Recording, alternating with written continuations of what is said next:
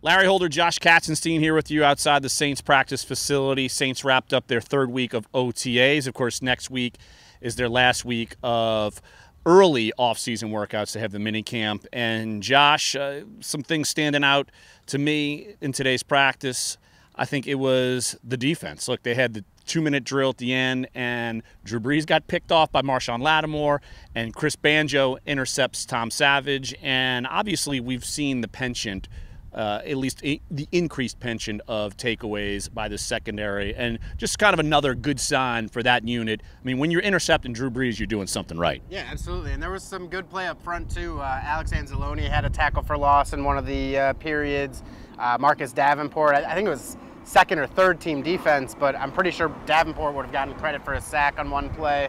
I'm trying to think, there was another guy who came through and got a sack too, but certainly, definitely a good sign that we're seeing improvement from the defense, because that's obviously the thing that is going to get them to the next level. We saw them jump, in the standings from, I think, 27th to 17th last year.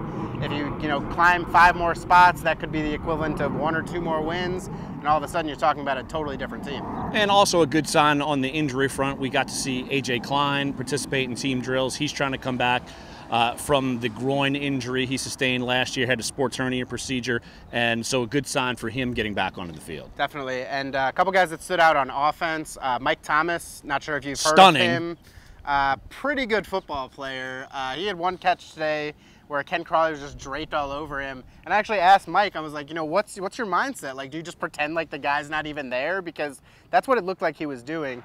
Traven Durrell had a pretty good day.